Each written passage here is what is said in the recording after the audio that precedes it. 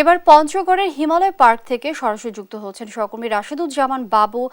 বাবু যুক্ত হচ্ছেন আমাদের সঙ্গে। বাবু, পার্কে বিনোদন প্রেমীদের ভিড় কেমন দেখছেন? তাদের জন্য কর্তৃপক্ষ কি ধরনের ব্যবস্থা রেখেছে?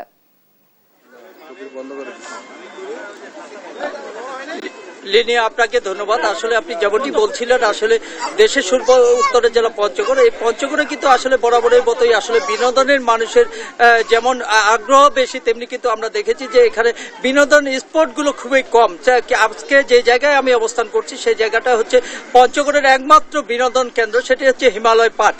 আপনাকে যদি দেখাতে চাই যে আসলে সকাল থেকে অর্থাৎ ঈদের দিন থেকে শুরু করে আজ পর্যন্ত আমরা দেখছি যে আসলে উপচে পড়া ভিড় মধ্যে আজকে 1997 এবং 99 যে ব্যাচের ইয়াগুলো আমরা দেখছি যে আসলে খুব সুন্দরভাবে সুসজ্জিত ভাবে আসলে তারা একটি প্রথম প্রোগ্রাম করছে, যেই কারণে তারা অনেক আগ্রহ নিয়ে কিন্তু আসলে এখানে এসেছে যে আসলে দেশ টিভির পর্দায় তাদেরকে দেখাবে, এই আশা নিয়ে কিন্তু তাদের আমরা এখানে কথা বলতে চাই যে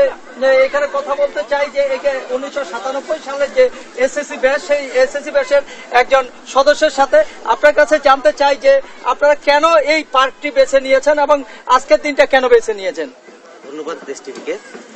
আসলে আমরা তো কর্মব্যস্ততার কারণে আমরা যারা একই ব্যাচের 1997 পাস করেছি পঞ্চগড়ের বিভিন্ন থানা থেকে, আমরা একটা ব্যাচ ভিত্তিক একটা গ্রুপ পরিচালনা করি। এই গ্রুপের যে আমাদের আয়োজনটা ছিল যে আমরা কর্মব্যস্ততার কারণে যে বিভিন্ন জেলায় বিভিন্ন দেশের বাইরে অনেকে আছে অবস্থান করি, আমরা একটা দিন ঈদকে উপলক্ষ করে আমরা একত্রিত হব এবং একটা দিন আমাদের পরিবার সহ সবার সাথে একটা আনন্দময় দিন অতিবাহিত করব। শুধু এরকম একটা উদ্দেশ্য, একটা বিনোদনের আকাঙ্ক্ষা নিয়েই আমরা আসলে আজকে এই হিমালয় পার্কে আমরা একত্রিত হয়েছি। ধন্যবাদ আপনাকে। আমরা কথা বলবো একজন সোনামণির সাথে। মা, তোমার কাছে জানতে চাই তুমি এখানে কেন এসেছো? আমরা এখানে এসেছি কারণ আমাদের অনেক ভালো লাগছে, এটা একটা হিমালয় পার্ক এর অনুষ্ঠান হচ্ছে, তো আমরা এখানে অনেক রাইডসে উঠেছি আর আমরা এখানে সারাদিন আছি আর আমাদের অনেক ভালো লাগছে। আর আমাদের আব্বুদের মিলন মেলা। আরেকজনের সাথে কথা বলবো। আসলে তোমাকে এখানে এসে কেমন লাগছে? আমাকে এখানে এসে অনেক ভালো লাগছে। কি কি দেখলা? এখানে আমরা অনেক কিছু দেখেছি, যেমন অনেক ভালো লাগছে।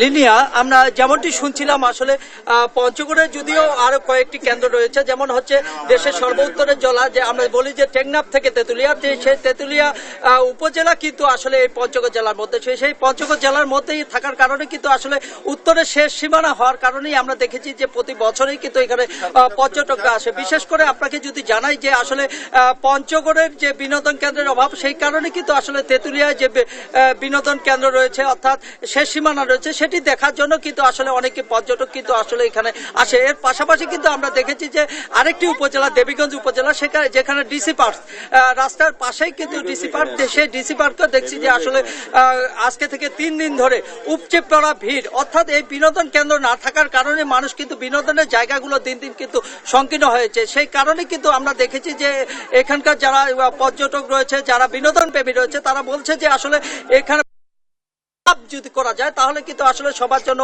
একটি উপকৃত হয়। এই ছিল লিনিয়া পঞ্চগড় থেকে আমার কাছে সর্বশেষ সংবাদ। বাবু, ধন্যবাদ আপনাকে। দর্শক, ঈদ উদযাপনে পার্কে বিনোদন প্রেমীদের ভিড়, এ বিষয়ে বিস্তারিত জানাচ্ছিলেন সহকর্মী বাবু।